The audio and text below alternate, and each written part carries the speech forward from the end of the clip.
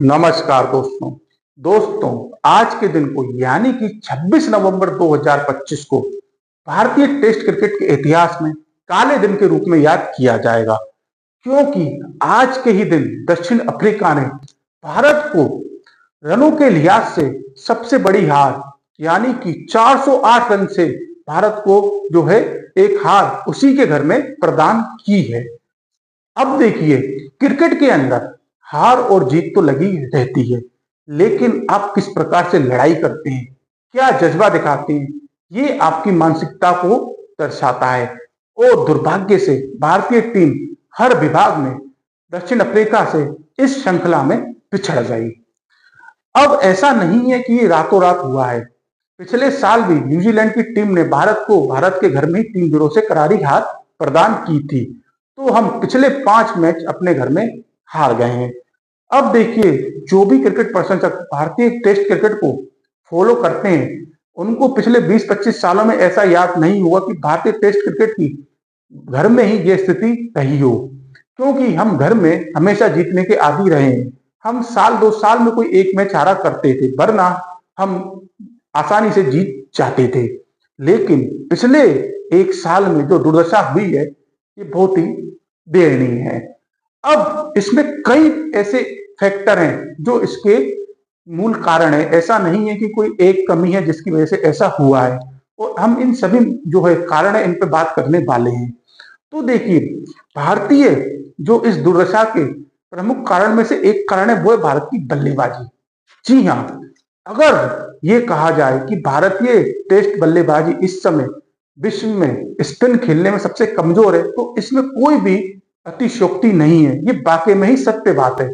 इस समय भारतीय बल्लेबाजी स्पिन खेलने में बिल्कुल भी सक्षम नहीं है, और सभी बल्लेबाज स्पिन के खिलाफ संघर्ष करते हुए नजर आते हैं। अब ये क्यों होता है, इसके भी कई कारण हैं। देखिए, ये इसलिए होता है कि भारतीय जो बल्लेबाज हैं, वो ना तो स्वीप शॉट खेलते हैं, ना रिवर्स स्वीप खेलते हैं, ना पेडल खेलते हैं, ना ही कदमों का इस्तेमाल करते हैं, और वो केवल खड़े खड़े खेलने का प्रयास करते हैं। देखिए, स्पिन बल्लेबाजी खेलने का जो सबसे पहला सूत्र है, वो होता है आपका अटैकिंग माइंडसेट। अब अटैकिंग माइंडसेट का मतलब ये नहीं होता है कि आपने आंख बंद करी और बल्ला घुमा दिया और कहीं ना कहीं बॉल को मारने का प्रयास किया।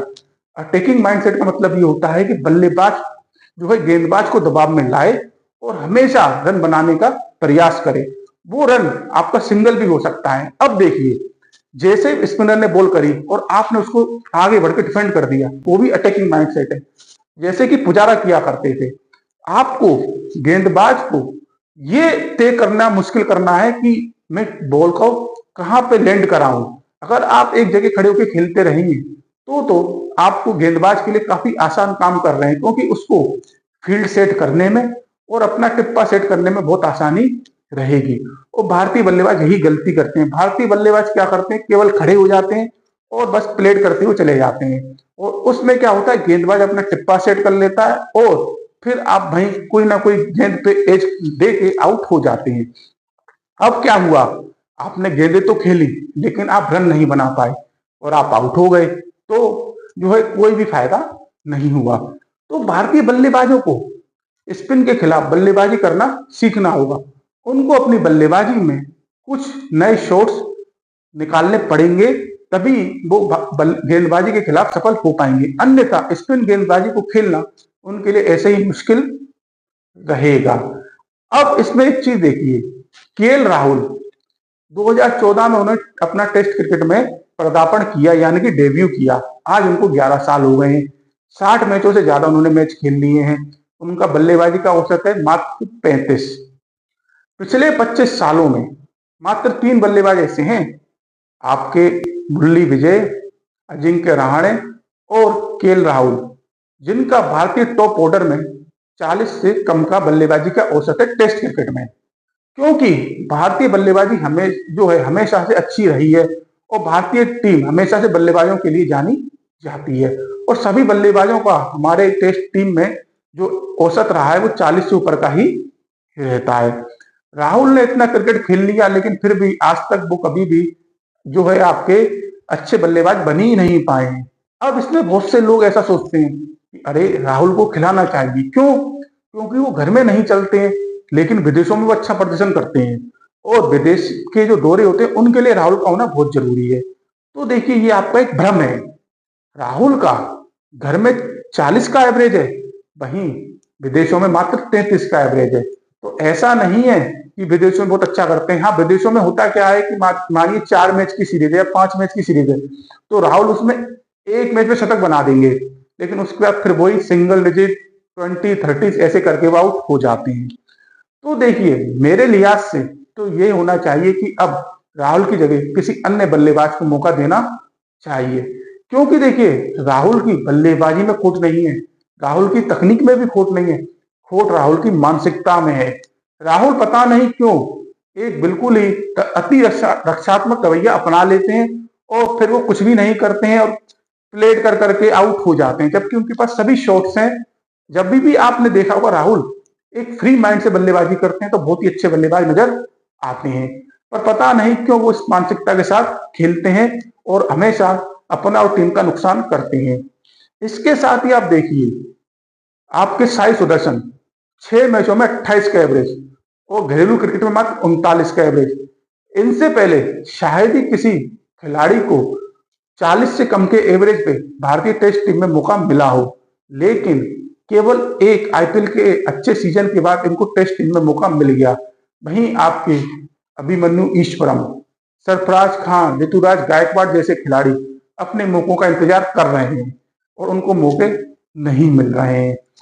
इसके साथ ही भारतीय बल्लेबाजी में और भी कई कमियां हैं, जैसे कि ऋषभ पंत की कमी। ऋषभ पंत बहुत अच्छे बल्लेबाज हैं, टेस्ट क्रिकेट में उन्होंने काफी अच्छे कीर्तिमान बनाए हुए हैं, लेकिन देखिए, जब आपको 6-7 साल क्रिकेट खेलते हुए हो जाते हैं तब आपको ये समझ रखनी चाहिए कि किस समय मुझे कैसी बल्लेबाजी करनी है, किस समय मुझे क्या शॉट खेलना है। अगर आप पंत की बल्लेबाजी देखेंगे तो अक्सर उनका जो शॉट चयन होता है आउट होते समय इतना अजीबोगरीब होता है, उसको एक्सप्लेन कर पाना भी बड़ा मुश्किल होता है कि आखिर उन्होंने ऐसा शॉट क्यों खेला। इसलिए उनको ये चीज समझनी चाहिए कि बतौर उप कप्तान या बतौर स्टैंडिंग कैप्टन मुझे किस परिस्थिति में कैसी बल्लेबाजी करनी है। इसके साथ ही वॉशिंगटन सुंदर को लीजिए। वॉशिंगटन सुंदर बहुत अच्छे एक ऑलराउंडर हैं और उनका भविष्य काफी उज्जवल है और उनका डिफेंस काफी तगड़ा है। लेकिन देखिए, सुंदर के साथ एक कमी है, और वो कमी क्या है कि वो स्ट्राइक रोटेशन नहीं देखते हैं। वो क्या करते हैं, खड़े हो जाते हैं और केवल प्लेट करते करते चले जाते हैं। अब आप देखिए, आपने मानिए 100 बॉल खेल ली और रन बनाए आपने 15 या रन बनाए आपने 20 और आप आउट हो गए। अब पिच ऐसी है जहां पे हर ओवर में मुश्किल हो रही है, क्योंकि पिच गेंदबाजों के अनुकूल है। तो होता क्या है, वहां पे आपने ऐसा नहीं किया कि भाई नई गेंद थी मैंने उसको खेल के निकाल दिया, आगे की बल्लेबाजों के लिए आसानी है। जिस पिच पे गेंदबाजों के लिए मदद है उस पे तो आप आउट होने का जो अन्य बल्लेबाज आएगा उसके लिए मुश्किल रहेगी। तो इसलिए आप फ्री माइंड से खेलिए और स्ट्राइक रोटेशन पर थोड़ा ध्यान दीजिए, जिससे कि गेंदबाज को उसकी लाइन और लेंथ से हटाया जा सके। अब देखिए, एक जो भारत की कमी है वो भारत को अक्सर परेशान कर रही है, और वो है भारत का जो निचला क्रम है वो बिल्कुल बेकार है। जैसे कि नीतीश कुमार रेड्डी, बुमराह, सिराज, ये ऐसे हैं कि इनका कोई भी योगदान नहीं हो पाता है बल्लेबाजी में। जबकि मॉडर्न क्रिकेट में अगर आप देखेंगे सभी टीमों के पास ऐसे गेंदबाज होते हैं जो अच्छी बल्लेबाजी करते हैं, और आज के समय में बतौर गेंदबाज आपको नंबर 11 का विकेट लेने के लिए भी मेहनत करनी पड़ती है, जबकि भारत के साथ ऐसा नहीं होता है। वो बड़ी जल्दी आउट हो जाते हैं, बड़ी जल्दी सरेंडर कर देते हैं। नीतीश कुमार रेड्डी को अब एक ऐसा उदाहरण है जो समझ में नहीं आता है कि वो क्यों खेलता है। ना तो वो बॉलिंग करते हैं ढंग से और ना ही वो गेंद बल्लेबाजी में कुछ कर पाते हैं। जब टीम आपकी गेंदबाजी पे आपको भरोसा नहीं कर रही है, आपकी बल्लेबाजी पे आपको भरोसा नहीं कर रही है, तो फिर वो आपको खिला क्यों रही है। और उनका प्रदर्शन भी कुछ ऐसा अच्छा खास नहीं है। तो उनकी जगह पे किसी विशेषज्ञ बल्लेबाज को या विशेषज्ञ गेंदबाज को खिलाना आवश्यक होता है। इसके साथ ही भारत की जो गेंदबाजी है ना वो भी कमजोर है। और अगर आपने देखा हो पिछले साल न्यूजीलैंड जब भारत आई और इस साल अफ्रीका ने किया, उसमें अगर आप देखेंगे तो दोनों ही टीमों के, न्यूजीलैंड और अफ्रीका के जो स्पिन गेंदबाज हैं और जो पेस गेंदबाज हैं, उन्होंने भारत के स्पिनर्स और पेसर दोनों को ही जो है पछाड़ दिया और आउट प्लेड किया। और ये सबसे ज्यादा चिंताजनक बात है। देखिए, रविंद्र जडेजा बहुत उम्दा ऑलराउंडर है और इस समय वर्ल्ड क्रिकेट में शायद उनसे बेहतर ऑलराउंडर कोई नहीं होगा। लेकिन उनके साथ एक कमी है और वो कमी ये है कि वो एक ही पेस पे गेंदबाजी करते हैं। अब वो खुद नहीं समझते हैं, कप्तान नहीं बताता है या कोच नहीं बताते हैं कि आपको गति में कम ज्यादा करना भी बहुत जरूरी होता है। जब आप एक ही गति से गेंदबाजी करते हैं तो बल्लेबाजी करना बहुत आसान हो जाता है। जब आप अपनी गेंदबाजी में स्पीड कम करते हैं ना तो आपको टर्न भी ज्यादा मिलता है, जैसा कि आपको हार्मर और महाराज ने दिखाया था। लेकिन आपके जो जाडेजा हैं वो 90 प्लस गेंदबाजी करते हैं, जिससे कि बल्लेबाजी आसान हो जाती है। और देखिए शायद उम्र का तकाजा कहिए या उंगलियों में वो पेनापन नहीं है ये कहिए, अब वो जो जडेजा की गेंदबाजी है वो उस प्रकार से नजर नहीं आती है। ऐसे तो अगर आप एक टर्निंग ट्रैप पे 20 25 30 ओवर डालेंगे तो आपको एक दो विकेट तो मिल ही जाएंगे, लेकिन उनकी गेंदबाजी जो एक पेनापन नजर आता था ना वो एक आजकल नजर नहीं आता है। वो कहीं ना कहीं मिसिंग है। वो न्यूजीलैंड की सीरीज में भी नजर आया था और वो इस सीरीज में भी नजर आया है। इसके साथ ही देखिए वाशिंगटन सुंदर, वो अच्छे खिलाड़ी हैं लेकिन वो आपके अटैकिंग ऑप्शन नहीं है। देखिए वाशिंगटन सुंदर आपके ऐसे गेंदबाज हैं, जब आपको अपने तेज गेंदबाजों को आराम देना हो, तेज गेंदबाजों का एंड चेंज कराना हो या आपको एक छोर पकड़ के रखना हो या आपको रन कम देने हो, तब तो बहुत अच्छे गेंदबाज हैं। लेकिन अगर आप विकेट चाहते हैं ना तो वाशिंगटन सुंदर आपके मेन विकल्प नहीं हो सकते हैं, क्योंकि उनकी जो गेंदबाजी है ना डिफेंसिव तरीके से तो ठीक है पर अटैकिंग तरीके से ठीक नहीं है। इसके साथ ही देखिए कुलदीप यादव बहुत अच्छे गेंदबाज हैं, लेकिन उनके साथ भी एक समस्या ये है कि जहां पिच में गति की कमी होती है ना वहां उनको खेलना बहुत आसान हो जाता है। जैसे कि गुवाहाटी टेस्ट मैच में था, जब गति पिच में कम होती है तो बल्लेबाज बैक फुट पे जाके कुलदीप यादव को बहुत अच्छी तरीके से मैनेज कर लेते हैं। तो देखिए भारत को कम से कम दो ऐसे अटैकिंग गेंदबाज चाहिए स्पिनर के तौर पे, जो लंबे स्पेल डाल सकते हो, जो आपके विकेट ले सकते हो। भारत को डिफेंसिव ऑप्शन नहीं चाहिए। इसके साथ ही भारत की जो तेज गेंदबाजी है ना उसमें भी भारत को बदलाव करने की आवश्यकता है। देखिए बुमराह इस समय विश्व क्रिकेट में सबसे बेहतरीन तेज गेंदबाज है किसी भी फॉर्मेट में, इसमें कोई भी दो राय नहीं है, लेकिन उनको साथ चाहिए। अब उनके साथ कौन है? मोहम्मद सिराज। पिछले कुछ समय में मोहम्मद सिराज ने बहुत जो है अपने आप में इंप्रूवमेंट की है, लेकिन वो आपके 2 नंबर के तेज गेंदबाज नहीं हो सकते, क्योंकि उनमें निरंतरता की कमी रहती है। वो कभी तो एक अच्छा स्पेल डालते हैं लेकिन अक्सर फिर वो बेअसर नजर आते हैं। और जब आपका दूसरे नंबर का तेज गेंदबाज बिल्कुल बेअसर सा लगे और सामने वाले बल्लेबाज उसे बड़ी आसानी से खेलने, तो समझ लीजिए कि वो आपका 2 नंबर का तेज गेंदबाज नहीं हो सकता है। तो भारत को एक ऐसा तेज गेंदबाज चाहिए जो बुमराह का उनके बराबर साथ दे सके, तभी भारत की टीम अच्छा प्रदर्शन कर पाएगी। क्योंकि आपने देखा हो मार्को यानसन अफ्रीका के 1 नंबर तो छोड़ो 2 नंबर की तेज गेंदबाजी नहीं है, लेकिन उन्होंने दोनों ही टेस्ट मैचों में सिराज को आउटप्लेड कर दिया है और ये बड़ी ही चिंताजनक बात है। तो भारत को चाहिए कि भारत को अच्छे जो है तेज गेंदबाज और स्पिनर की आवश्यकता है, जो अटैकिंग लाइन लेंथ पे गेंदबाजी करना जानते हो, विकेट लेना जानते हो और साथ ही लंबे स्पेल करना जानते हो, तभी भारत की टीम टेस्ट क्रिकेट में अच्छा कर पाएगी। अब देखिए ऐसा नहीं है कि जो अभी भारत की टेस्ट क्रिकेट में स्थिति है इसमें केवल खिलाड़ियों का हाथ है, इसमें चयनकर्ताओं का, इसमें मैनेजमेंट का और खिलाड़ी सबका हाथ है। क्यों? उसका एक कारण मैं आपको बताता हूं। अजीत अगारकर मुख्य चयनकर्ता हैं और उनका काम क्या है? उनका काम यह है कि घरेलू क्रिकेट में जाइए, जो घरेलू मैच हो रहे हैं उनको देखिए और खिलाड़ियों पर नजर रखिए और वहां से खिलाड़ी आप चुनिए। पर वो करते क्या है, चाहे वो घरेलू दौरा हो या विदेशी दौरा हो, वो टीम के साथ चले जाते हैं, गंभीर के साथ नजर आते हैं। भाई आपने टीम सेलेक्ट कर दी, आपका काम वहां पे खत्म हो गया, फिर आप केवल छुट्टियां बनाने के चक्कर से या दिखावा करने के चक्कर से आप टीम के साथ या कोच के साथ जा रहे हो। भाई आपकी वहां पे क्या आवश्यकता है? आप घरेलू क्रिकेट तो देखिए ना। जब आप क्रिकेट देख ही नहीं रहे हो तो आप खिलाड़ियों का चयन कैसे करोगे? सबसे मेन बात। दूसरी चीज देखिए, दूसरी चीज ये है कि कोचिंग जो हमारी हो इस समय, जैसे कि गौतम गंभीर है, तो देखिए गौतम गंभीर ने जितने भी अपने सहयोगी हैं, चाहे वो आपके गेंदबाजी कोच हो, बल्लेबाजी कोच हो, जो जो भी होते हैं वो सब उन्होंने अपनी पसंद से ले रखे हैं। उसके बाद भी टीम का रिजल्ट खराब आ रहा है। क्यों? क्योंकि जो आपके गंभीर साहब है ना, वो टेस्ट टीम को T20 और वनडे की तरह चलाना चाह रहे हैं, जबकि ऐसा नहीं होता है। क्योंकि टेस्ट क्रिकेट विशेषज्ञों के द्वारा खेला जाता है, यानी कि बल्लेबाज भी आपको एक्सपर्ट चाहिए, स्पेशलिस्ट चाहिए, और गेंदबाजी आपको स्पेशलिस्ट चाहिए।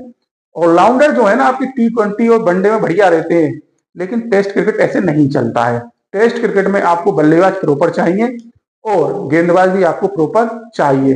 टेस्ट क्रिकेट में ये नहीं कि आपने बहुत ज्यादा ऑलराउंडर खिला दिए तो आप जीत जाओगे, ऐसा कुछ नहीं होता है। टेस्ट क्रिकेट में आपको ऐसे बल्लेबाज चाहिए जो लंबे समय तक बल्लेबाजी करना जानते हो, और गेंदबाजी ऐसे चाहिए जो लंबे समय तक गेंदबाजी करना जानते हो, तभी आप सफल होते हैं। इसके बाद टेस्ट क्रिकेट की डिमांड होती है फिक्स पोजीशन। जी हाँ, टेस्ट क्रिकेट आपका फिक्स पोजीशन मांगता है, चाहे वो आपका गेंदबाज हो चाहे वो बल्लेबाज हो। T20 की बात अलग होती है, या वनडे की बात अलग होती है कि भाई इतने ओवर बचे हैं, या ऐसी परिस्थिति है, ऐसी पिच है, इसको ऊपर भेजेंगे, इसको नीचे भेजेंगे। टेस्ट क्रिकेट आपका फिक्स रहना चाहिए, यानी कि अगर मानिए आपका मैच की पहली गेंद पर विकेट गिर गया, तो जो आपका 3 नंबर है ना, वही जाना चाहिए। और अगर आपका 200 रन पे पहला विकेट गिरा, तो भी वही नंबर 3 जाना चाहिए। ऐसा नहीं है कि भाई 0 पे गिर गया तो उसको भेज दिया, और 200 पे गिरा तो किसी और को भेज दिया कि रन रेट बढ़ाना है। ऐसा नहीं होता है। टेस्ट क्रिकेट में फिक्स पोजीशन होती है, और ये चीज कोच गौतम गंभीर को समझ लेनी चाहिए, क्योंकि ये टीम के लिए फायदेमंद चीज है। लेकिन वो क्या करते हैं, हर मैच में बल्लेबाजी में बदलाव कर दिया, कभी कोई आ रहा है कभी कोई आ रहा है, ऐसे नहीं चलती है। इसके साथ ही भारतीय टेस्ट टीम का जो चयन है ना, वो रणजी क्रिकेट के आधार पर होना चाहिए, ना कि आईपीएल के। अब ना तो कोच साहब देख रहे हैं, ना सेलेक्टर साहब देख रहे हैं, घरेलू क्रिकेट को कोई देख नहीं रहा है। वहां पे जो खिलाड़ी खेल रहे हैं बेचारे मेहनत कर रहे हैं, उनको कोई पूछ नहीं रहा है। आपने आईपीएल में एक अच्छा प्रदर्शन कर दिया एक सीजन में, आप टेस्ट टीम में आ गए। सुदर्शन इसका बेहतरीन उदाहरण है। सिर्फ एक सीजन अच्छा करने से वो टेस्ट क्रिकेट खेल रहे हैं, जबकि सरफराज खान, ईश्वरम, ये लोग क्या आईपीएल नहीं खेलते हैं, तो इनको कोई पूछ नहीं रहा है। तो ये देखिए सरासर अन्याय है। टेस्ट क्रिकेट में आप रणजी के खिलाड़ी को मौका दीजिए। अब देखिए इसमें एक चीज और आती है, अक्सर हम लोग बात ये करते हैं कि भाई उसका 50 का एवरेज है, उसका 55 का एवरेज है, उसको मौका मिलना चाहिए, या उसके 300 विकेट है, उसको मौका मिलना चाहिए। तो देखिए ये चीज भी नहीं होती है। घरेलू क्रिकेट में और अंतर्राष्ट्रीय क्रिकेट में बहुत अंतर होता है, और आंकड़े हमेशा सही गवाही नहीं देते हैं, क्योंकि आप किस टीम के खिलाफ खेल रहे थे, कैसी ऑपोजिशन थी, वो भी बहुत मायने रखता है। लेकिन फिर भी जो लोग घरेलू क्रिकेट में अच्छा कर रहे हैं, वो मौकों के हकदार हैं। अगर आप ऐसे ही आईपीएल के आधार पर टेस्ट टीम में चयन करेंगे, तो जो लोग वाकई में टेस्ट क्रिकेट खेलना चाहते हैं, उनका क्या होगा? और आगे कुछ समय बाद फिर जो है आपको टेस्ट क्रिकेट खेलने वाले खिलाड़ी मिलेंगे ही नहीं, फिर आप क्या करेंगे? तो भारत को वाकई में अगर टेस्ट क्रिकेट में अच्छा होना है, तो घरेलू क्रिकेट में जो अच्छा खेलना है उनको मौका देना पड़ेगा। हाँ, ये जरूर है कि अब जो आप खिलाड़ियों को मौका दें, उनके साथ संयम रखें। ऐसा नहीं है कि आपने एक मैच खिलाया बाहर कर दिया, आप कम से कम 2-3 सीरीज दीजिए, ताकि खिलाड़ी को भी ये कहने का बहाना ना मिले कि मुझे प्रॉपर मौके नहीं मिले हैं। तो देखिए, बतौर भारतीय टीम के शुभचिंतक हम भी भारतीय टीम को अच्छा करता देखना चाहते हैं, और इसलिए हम ये उम्मीद रखते हैं कि सेलेक्टर्स, कोच जो है टीम के हित में अच्छे निर्णय लेंगे, और खिलाड़ी भी अच्छा खेल दिखाएंगे। क्योंकि इस समय जो भारतीय टेस्ट क्रिकेट की स्थिति है वो बहुत पीड़ादायक है, दुखदायक है, और बतौर क्रिकेट प्रशंसक इसे देखना और समझना बहुत ही मुश्किल हो रहा है। इसीलिए हम चाहते हैं कि भारतीय क्रिकेट अच्छा करे, और जो खिलाड़ी वाकई में मौकों के हकदार है उन्हें मौका अवश्य मिले। अगर आप क्रिकेट से जुड़ी और बातें हमारे साथ साझा करना चाहते हैं, या हमसे क्रिकेट के मुद्दों पर बात करना चाहते हैं, तो वो आप हमसे अवश्य कर सकते हैं। हम हमेशा क्रिकेट से जुड़ी जानकारी साझा करने के लिए तत्पर रहते हैं, और हमें क्रिकेट पे बात करते हुए काफी खुशी भी महसूस होती है। हम आगे भी ऐसे ही क्रिकेट से जुड़ी बातें आपके साथ साझा करते रहेंगे, अपने मन की बात आपके साथ साझा करते रहेंगे। हमें ऐसे ही प्यार और सहयोग देते रहिए। तब तक के लिए नमस्कार।